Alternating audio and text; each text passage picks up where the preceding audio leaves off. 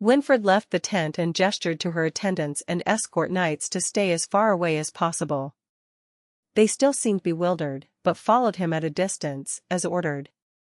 Thanks to that, Winfred and Isla, sitting next to each other on a bench in a square with a small fountain, were able to talk in a pleasant atmosphere. Coincidentally, the only people nearby were Winfred's companions. I told you that ring was too big for me. But if it fits you now, when you grow up it won't fit you. What a pity. When Isla grumbled in a frustrated voice, Winfred huffed, in frustration. It was a really adorable idea. How do you know how much my fingers are going to get thicker? They may not be that different from what they are now, or they may be so thick that they won't fit me. Ah. When he pointed out the blind spot, Winfred sighed as if he hadn't thought about it. Well, then fix it. Good. When Winfred spoke as if everything had been resolved, she burst into disbelieving laughter. Although more than half a year had passed, Isla and Winfred felt as if they had seen each other yesterday.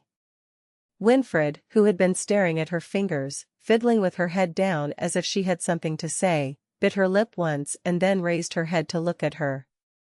I kept my promise. I told your parents that you would definitely say you would come back. And at his words, Isla stared into his yellow eyes. Had he solved the riddle she posed? Was Winfred's answer really the right one? Who are my parents? When she asked timidly, Winfred swallowed and spoke in a low voice, barely audible to his ears. Duke Roderick Allen Weishafen and Duchess Ophelia Haling Weishafen. It was a perfect answer, no frills.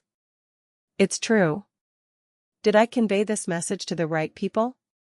Yes, thanks. He asked in an anxious voice, as if he was worried that he had given the wrong answer and passed Isla's message on to the wrong people, and she thanked him with an embarrassed expression.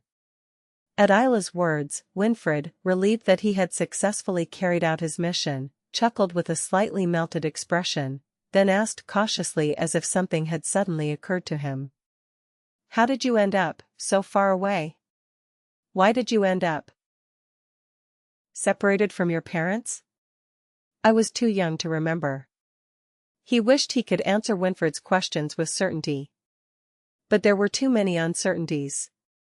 Why had Byron, his enemy, raised her? Why had he come to believe that he was his biological father? When Isla winced, Winfred's expression turned sullen, as if she thought she had made a mistake. Are you close to my parents? Isla, who was watching the scene, asked this. Rather, it was because Winfred might know more about her parents than she herself, and might be able to provide information about what had happened between them and Byron, and what had happened to Isla. Although he lived with his parents for 2 years, he didn't really know anything. She didn't know they were her biological parents, so she wasn't very curious, and Roderick and Ophelia kept their distance because they thought Isla was still awkward around them. Yeah. Your father taught me fencing. Winfred proudly answered his question. Of course, he only learned it briefly when he was very young and quickly gave up because it didn't fit his aptitude, but it was true that he became close to the couple because of that connection, so he didn't bother telling them the embarrassing fact. I see. So, do you know anything about what happened when I disappeared? Even if it's a little. He was lost in thought for a moment. In fact, Winfred was so young that she didn't remember much, but luckily, she was able to answer his questions. This was because he had investigated after discovering that this Isla was that Isla. Of course, it had been so long, and he was worried that others would find it suspicious, so he didn't dig too deep. Winfred, after reflecting for a moment, opened her mouth. I don't know the details either. I think the nanny took the baby while the Duke and Duchess were on an urgent trip. I see. Did Byron bribe that babysitter? Did they separate her from her parents and bring her to Byron? As he thought about this, Winfred opened her mouth, paying attention to him. But, your father seemed to suspect that Byron, my uncle, might be behind this. But His voice faded away. All the clues showed that the suspicion was true. It was none other than Isla who told him that Byron was behind whoever tried to kill him. But Winfred feared that what she said would turn out to be true. What destroyed Isla so much was that it was her own blood. Despite being his uncle, whom he had not seen since he was very young, he was so afraid that Isla would hate him. That's how it is. And she so cruelly showed him the painful truth.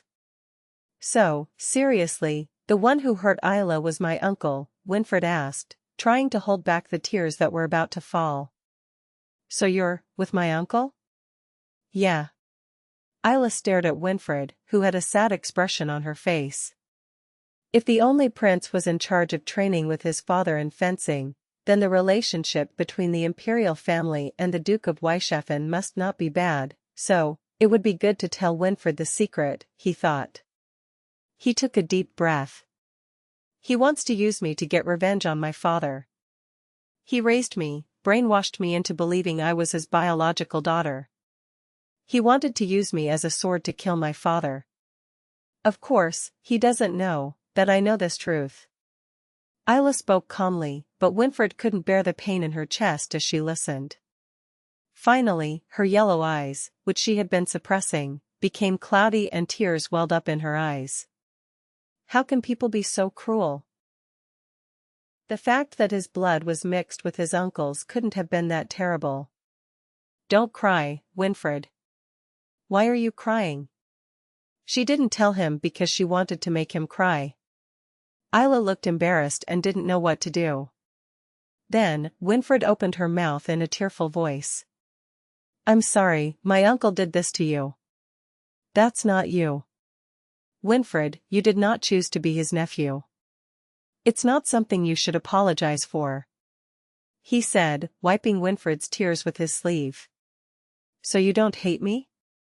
So. Why would I hate you? You are my only friend. It really was like that. In his past life, where he only knew his father, and in this life, with only one thought in mind, to get revenge on him. Winfred was the first and only friend he had. Thank you. Thank you for not hating me, for not holding a grudge against me for being Byron's nephew. Winfred expressed her sincere gratitude. What are you grateful for? Isla, a little embarrassed by Winfred's sincerity, spoke with feigned coldness. After that, a brief silence fell between them. It wasn't an awkward or embarrassing silence, but a stillness that felt comfortable, even without saying a word. And Winfred took advantage of the silence to put her hand closer to Isla's, who was sitting next to her. It was a fight that arose from the thought, isn't it okay for friends to hold hands? But then, as if suddenly remembering something, Isla jumped up. Do you know if something is wrong with my mother? Well, I read your letter secretly. It said something about her doing something, and how much my father liked it. Byron broke it, so I didn't see the rest. Yeah? Hey, then. When Isla stood up suddenly, he flinched, wondering if she had caught him in the trap. Then, she blushed with embarrassment. And he thought deeply about what Isla had said. What exactly did the letter say? That is. Isla told what she had read, just as she remembered it. And upon hearing his story, Winfred immediately understood the meaning of the mysterious letter. The pregnancy and birth of the Duchess. He thought it might be one of those two things. But whether he could tell Isla was another matter. Would it be okay for him, a third party, to tell him that his parents, separated for more than 10 years, had had a younger brother? And he was worried that the news would hurt her. At times he had felt so alone as an only child who wished he had a brother, but he knew that not all children are lucky enough to have a brother from the beginning.